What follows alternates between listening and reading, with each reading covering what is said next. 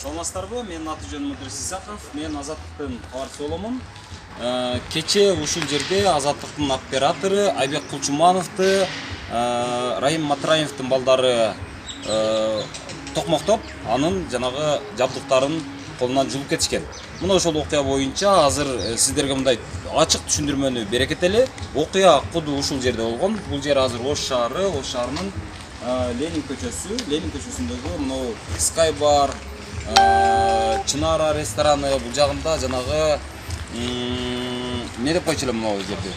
Царский двор деп аталган бир нече ушул жанагы эс алуучу жайлар бар. Мына ошол жерде болгон.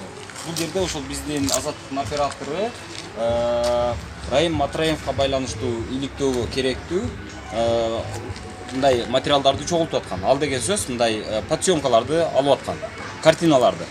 Мына ошон үчүн бул жерге келип ошол дрон учурган. Мына ошол азыр бизде дрон да жок, Айбек Кулчумановдун телефону да жок, камера да жок, штатив, кыскасы ушул жанагы журналисттик иликтөөгө керектүү жабдыктардын бардыгы ошол Матраевдин балдары тарабынан алынып кетилген. Эми ошол жерде окуяга күбө болгон таксист бар. Ал жигитти, мына жигит аты ким эле? Окуяны толук айтып берсең. Окуя кандай болгон айтып берчи? Окуя биз берге келгенбиз. Сен таксистсиң өзү, Өзү таксистпиз. Аэропортто кеңешип, ушундай жерге барабыз, сумка алабыз, анан мени кайра барып учура бересиң деген. Анан бияка келгенбиз. Анан эмени учурган. Дронду учурган. Дронду учуруп алып, анан кийин эме жактан машинаны жерге койгон.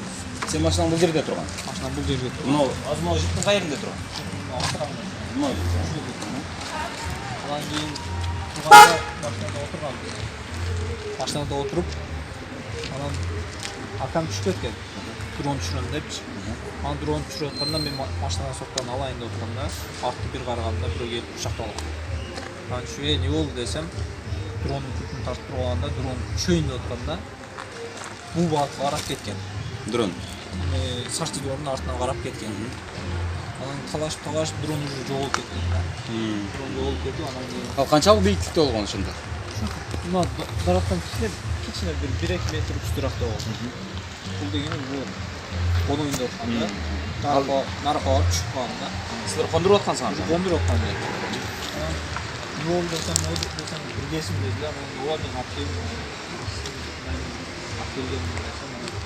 Мен телефонду алып чалайын десем, телефондун жерде связь жоготуп кетип калды.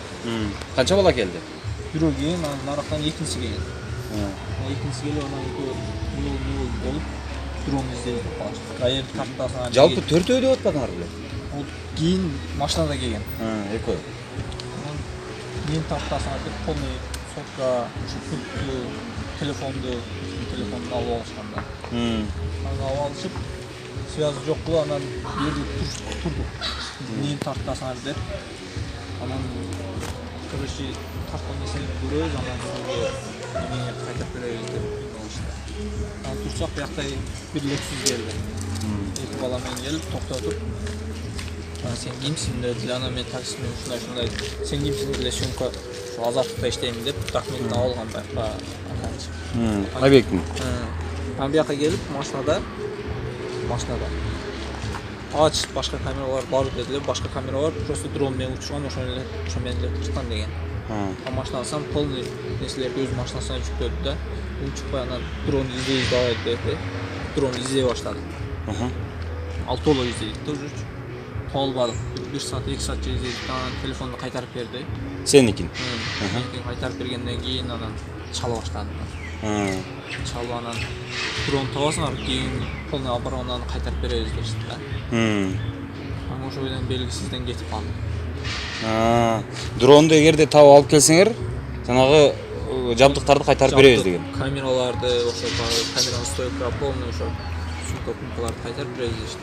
А сен аларды тааныйсың да эгерде көрсөң? Көрсөм тааныйм. Азыр ушул жерден толуктап айта кетиш керек, биз кече эле мына Sky Bar деген мына эс алуучу жайдын алдында короосунда жанагы байкоочу камералар бар экен. Азыр көрүнүп кеткен болот. Ошол жерде машинасы токтогон алардын. Анан ушул Лукусқа алып келип, жанагы машинага алып келип, жанагы Айбек Кулчумановдун колундагы жабдыктарды машинасына салып атканы көрүнгөн. Дал окуя ушул жерде болгон десе болот. Тетиги камераларга тартылган. Бул жерде машина турган, ошол машинага алып келип салып атышкан. Так, анын бардыгы ушул жердеги видеого тартылган. Азыр видеосун да биз алганбыз. Аны дагы ушул көрсөтүп беребиз. Ушул эле сиз көрүп аткан видеого тиркеп кошуп беребиз. Азыр эми биз мындан аркы окуянын өнүгүшү кандай болгонун көрсөтүү үчүн ошол эле Райым Матраевдин үйүнө барабыз. Райым Матраевдин үйү бул жерден бир 400 метрдей наркы жакта жайгашкан. Ушу мен турган жердин ушул түштүк тарабында 400 метрдей. Азыр ошол жерге баралы дагы окуя кандай болгонун, Райым Матраевдин үйү кандай экенин, анан эмне үчүн ал үйдү тартып бергенибизди көрсөтүп беребиз азыр. Жүрүңүздөр, бирге болуңуздар.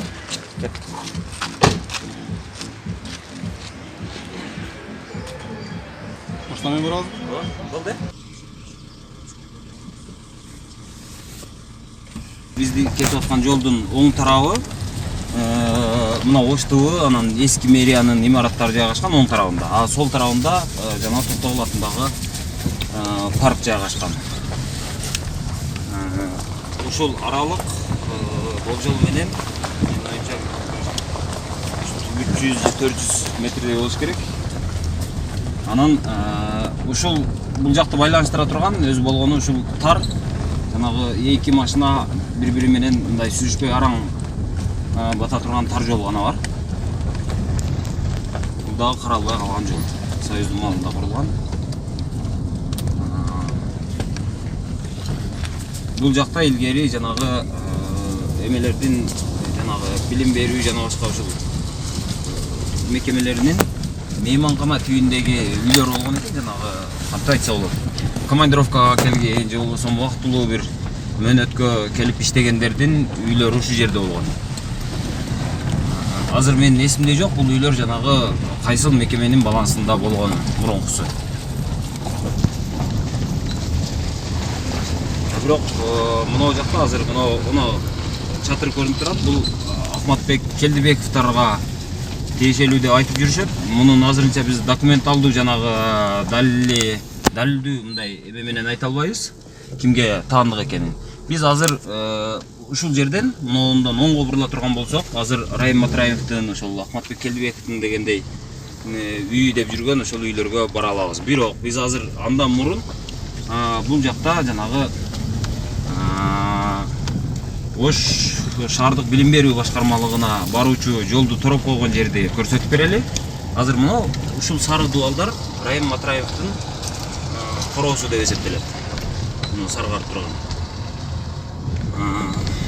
Азыр токтойбуз дагы сиздерге кенен чонон айтып беребиз баарын.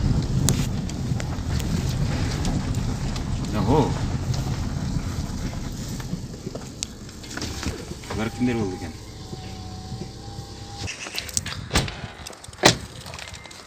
Бул жакта дагы телекомпаниялар бар экен. Жаңы эле Ыдырыс Заков айтып жаткан Райым Матраевдин үйү деп айтып жаткан бул өзүңүздөр көрүп тургандай сары түскө боелгон үйлөр.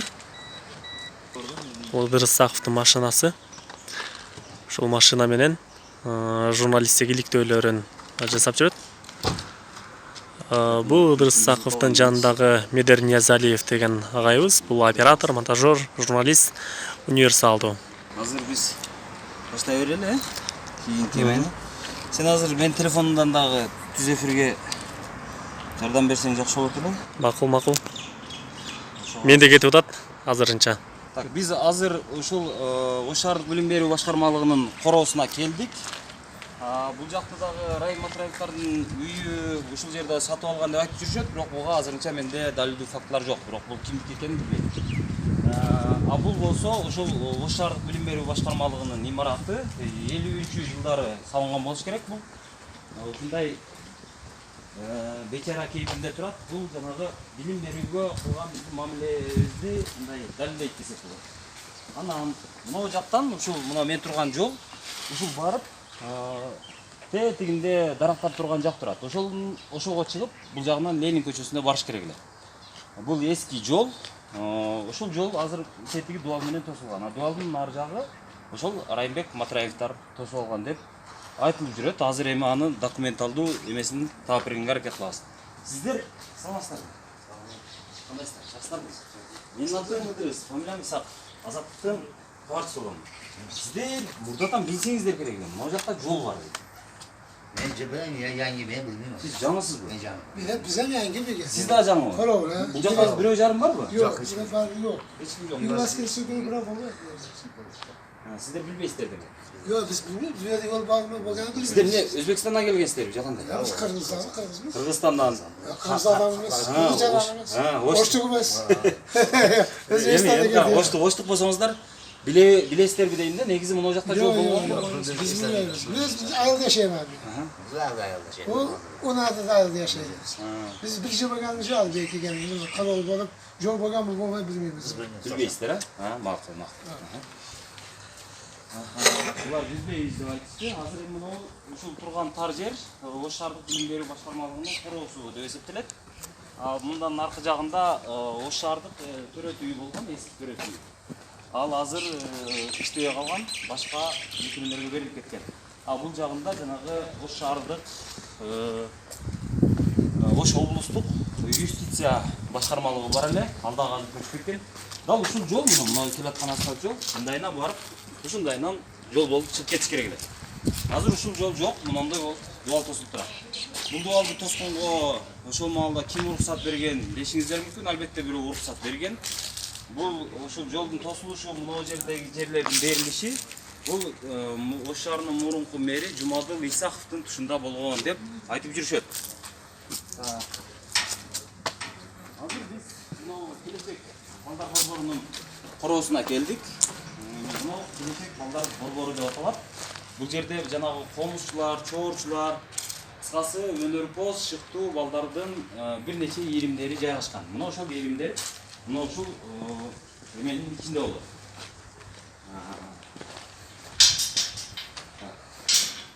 Ичине ачылат экен. Өтө сиздерге жаңылык, мага дагы жаңылык. Мен сиздерге бир кубанычтуу кабарды айтып кетсем болот. Мындан 1 ай мурун, адашпасам 1 ай мурун, 2 ай эмес, 1 ай эле. 1 айга да жете элек. Мындан мына чаңдары дагы мына көрүп атасыңар. Алын элек, кыскасы мындай болгон. Мындан 1 ай мурун мен келген учурда мына жер айлантып темир тор менен тосулуп турган болчу. Анан муну Райымбек Матраев ушул тосуп ичин бакылып алган деп айтылып жүргөн. Бул эски имарат, бул ушул келечек жаштар борборунун имараты. Бул баягы эски Союздун архитектурасы менен мындай П формасында эме болгон. Жерге чызып дагы көрсөтүп берсем болот мен. Кандай кылсам экен? Мындай болгон мен. Колум менен эле көрсөтүп берейин. Мындай болуп, мына ушундай болуп курулган бул имарат. Короосу алдында. Бул мына жагы Ленин көчөсү. Ленин көчөсүнөн мындай кирип, мына короого. Анан ушул мына имаратка кирет. Ушул имаратка кирет. Ушул имарат келечек балдар борбору деп аталат. Эми караңыздар. Бул жерде ушул мына жакта социалдык өнүктүрүү башкармалыгы бар. Келечек мына эме жанагы Ленин көчөсүнөн бурулуп, бул жакка кирип, анан мунун арты менен мунунда жол болгон. Мына жол менен келип, бул жол дагы бул жакка дагы кетет, бул жакка дагы кетет. Бул жакта мэрияга кетет. Бул жактан паркка түшүп кетет, мына Токтогул атындагы паркка. Мына жактан, мына жердеги азыр эле сиздер көргөн жанагы Ош шаардык билим берүү башкармалыгына өткөн жол бар эле. Бирок азыр эми караңыздар. Азыр кандай болуп турат? Азыр мына жол бар. Бул жол ушул жерге келет, мындайынан өтөт, бул жагы сакталып калган. Бирок мына жакка өтө албайт. Себеби мына жерден баштап ушул мына Матраевтардын эмеси тоскон, кадимкидей дарбаза кылып решетка менен тоскон. Анан бул жагында тоскон мына ал дуал. Анан мына жерин мына отургандар, мына бак бул жерди дагы тосуп алган болчу мурдараак. Анан мен мындан 1 ай мурун келип, ушул жерде ушул Матраевтар тосуп алган деп өзүм телефонума тартып, анан бул жагы ушундай решетка менен тосулган. Муну ким тоскон, неге тоскон, эмне үчүн тоскон, эмненин негизинде тоскон деген суроолорду коомчулукка берген болчумун. Бул жерде жанагы ушул жердин жанагы келечек балдар борборунун жетекчиси азыркы аты эсимде жок. Ошол аял чыгып, бул жерде ушул тосулуп калганын, аларды такыр киргизбей тургандыгын, эмне үчүн тосулуп тургандыгын, буларды чыгара албай аткандыгын айтып берген болчу. Азыр эми мына турган дуал бул ушул Райымбек Матраевдин дуалы десек болот. Кыскасы ушундай. Муну ошол бир ай мурун ошону тартып кеткенмин, бирок аны мен публикация кылып чыгара элек болчумун, себеби дагы бир нече толуктоолор керек эле. Ошон үчүн муну чыгарганга чейин монтип жакшына кая кылып тазалап алып коюштур. Бул сиздер үчүн дагы бир жакшы кабар. Бул ошол сөз эркиндигинин, журналисттердин, коомчулуктун дагы бир жеңиши. Бул кайра эле келип мынау балдар, өнөрлүү балдардын ушул келечек балдар борборунун бир жеңиши деп айтсак болот. Так, муну биз азыр кантип далилдейбиз азыр? Мына көрүңүздөр, азыр тетиги жерде эшиги бар. Муну мынтип тосулган.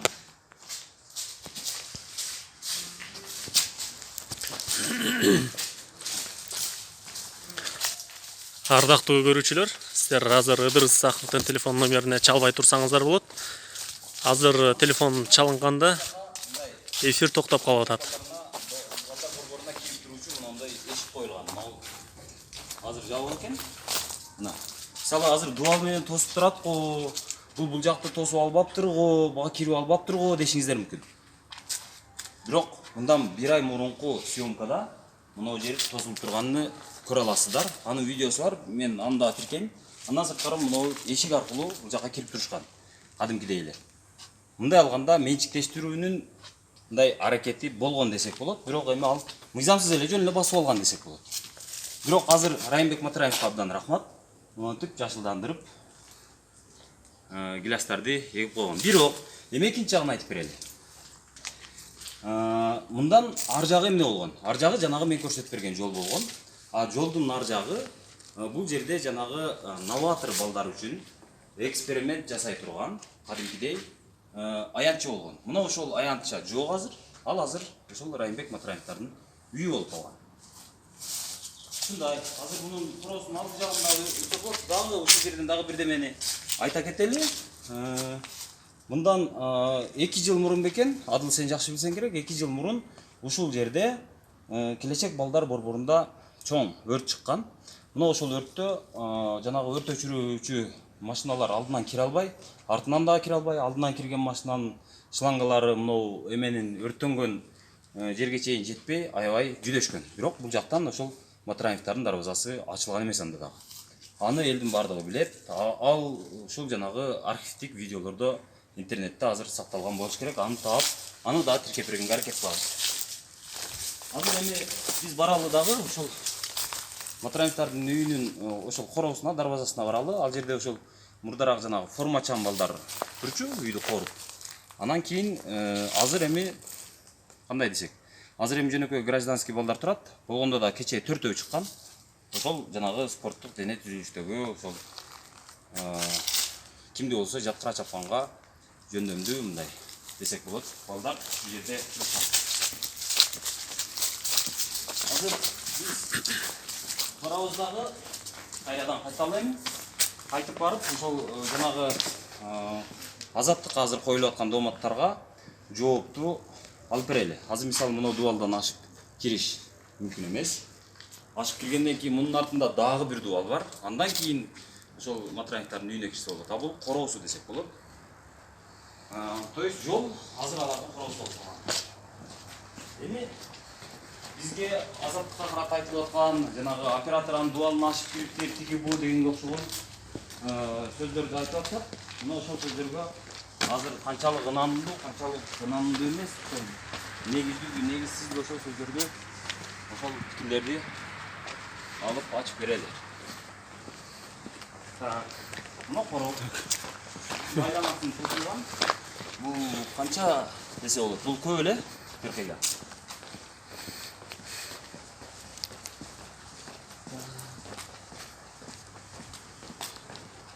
Азыр кайрадан машина менен эле барабызбы дейм, ошо короосуна баралы. Азыр биз кайсы жерге келип калдык? Азыр биз ушул жанагы кечеги окуя болгон жерге келдик. Окуя ал жакта болгон. Кийин биздин ошол оператор мына жакта ушул үйдү тартып аткан чындыгында. Үйдү тартканга негиз болгон себептерди жана мен сиздерге айтып бердим. Бул ушул жанагы жолду тосуп алгандыгы. Андан сырткары монотип жанагы эменин келечек балдар борборунун бөйрөгүн жулуп алгандыгы боюнча ошого далилдүү фактыларды берели деп келдик. Бул буга чейин жанагы Матраевтар боюнча биринчи иликтөө чыккан, андан кийин экинчи иликтөө уланып аткан. Мына ошол экинчи иликтөөнүн бир кичинекей бөлүгү ушул болчу. Мына ушул жерде азыр сиздерге мындай ачык эле ачып берүүнү чечтик. Адатта өз азаттык жанагы иликтөөлөрүн алдын ала мындай чыгарбай турат, бирок азыр мынау ызычуудан кийин чыгарганга туура келип отурат.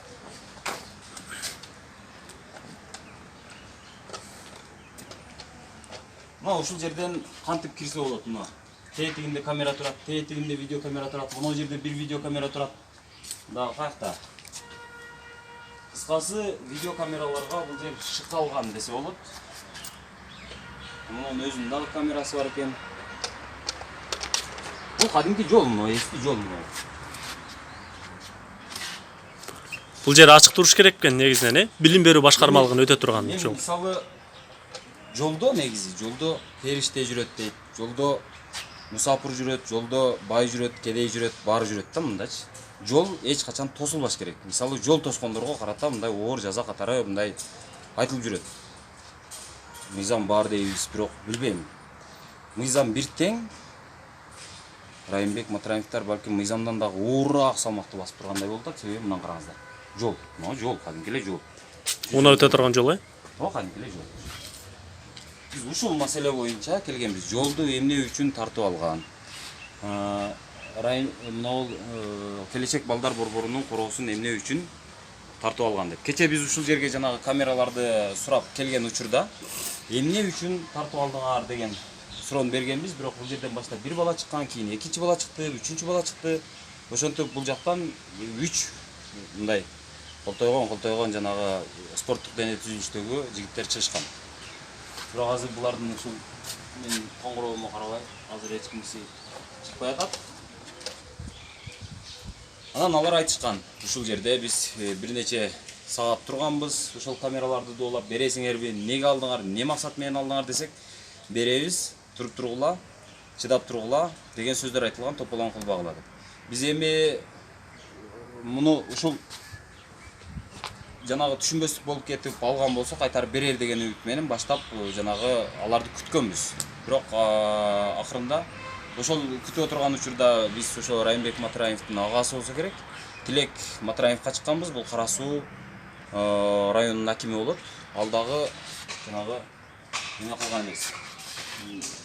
Бизге мындай жакшы жооп берген эмес, бирок жанагы камераларды милицияга алып барып беребиз. Ошол жерден аласыңар деп айткан. Мына биз азыр ушунча коңгуроо бастык, өзүңүздөр көрдүңүздөр. Булар чыккан жок, бирок кече жайнап эле чыгышкан. Анан эми бул жактагы ушул жанагы Бул Райымбек Матраимовдун үйү деп айтылып жатат. Келдибековдардын үйү деп айтылат. Бирок азырынча менде бул жөнүндө мындай далилдөө эме жок, бирок бул дагы далилдениши керек. Эгерде анын жери болсо, эмне үчүн анын жери болуп калды? Ага ким уруксат берди? Анан мына ол салынып аткан Кансарайдын акчасы, каражаты, алардын бардыгын айтып, элге айтып бериш керек деп ойлойм. Себеби алдагы кезегинде Кыргызстандагы эң жогорку ошол бийликтин эмелеринде отурган кишилер бар. Азыр биз баралы эми. Булар жооп берген жок, өзүңүздөр көрдүңүздөр. Азыр дагы бир жолу толуктап айтып кетсек болот. Бул жерден мисалы чычкан кире албайт да. Чычкан кирсе, тетиги астынан барып ошо короого жетиши мүмкүн. Короодон нары дагы деле кире албайт. Батыраевдардын үйүнө бирөө кирди дегендик, бул билбейм, Атамбаевдин үйүнө кечеги жанагы эмелерди алып кирген сыяктуу эле да булчу. Бул билбейм, кандай деп айтса болот. Азыр эми биз Ош шаардык милициясына баралы. Анан ошол жерден Айбек Кулчуманов азыр жана биздин операторубуз. Ал милицияга көрсөтмө берип, андан сырткары кече таяк жеген жерлерин ошол рентгенге тарттырып, жүрөт. Азыр алардын дагы жообун алып беребиз. Биз менен болуңуздар. Урматтуу Адыл Ак Жол YouTube каналынын көрүүчүлөрү, биз улантабыз. Биз азыр Ош шаардык милиция бөлүмүнө келдик. Азыр бул жерден Ыдырыс Саков тийиштүү жоопторун алат.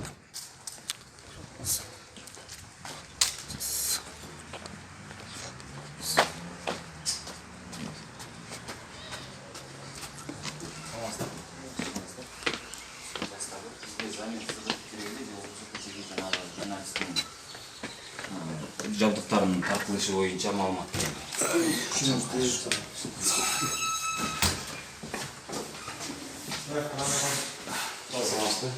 Биз азыр түз эфирдебиз.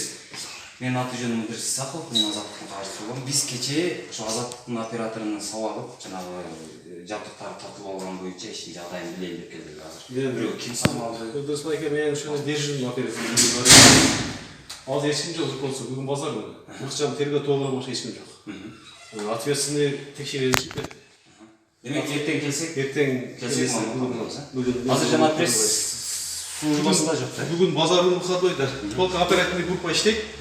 Ответственный бар, ответственный доблар текшерилип кетти. Рахмат. Эртең келесиз, а? Рахмат.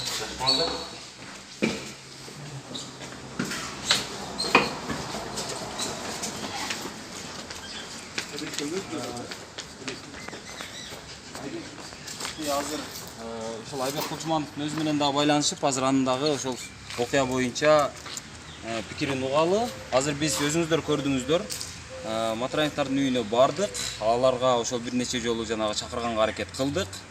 Алардын короосунда дагы жанагы бир нече ошо журналисттер жүргөн экен, бирок бизди көрүп дубалдын ичине кирип кетишти. Анан жок азырынча эми. Менин мына ключум дагы бузулуп калыптыр.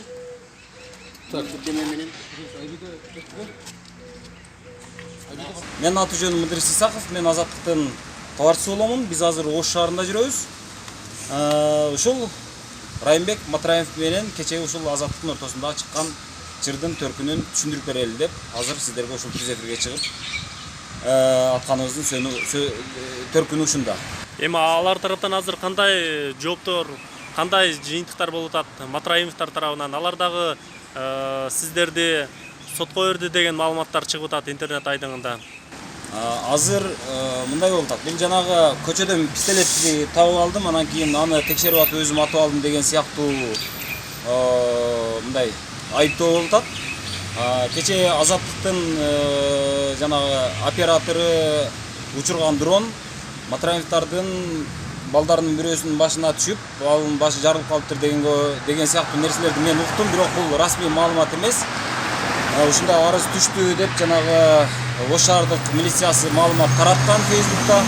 Азыр ошону менен гана чектелип туралы.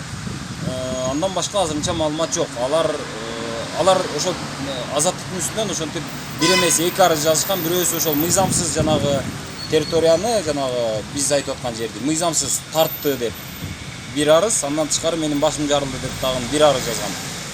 Азаттык аларга карата мындай бир эле арыз жазган, ал жанагы Айбек Кулчумановго Айбек Кулчуманов ошол оператордун сабалышы, андан сырткары ошол жабдыктардын тартылып алынышы боюнча жазганбыз. Каракталышы боюнча жазганбыз.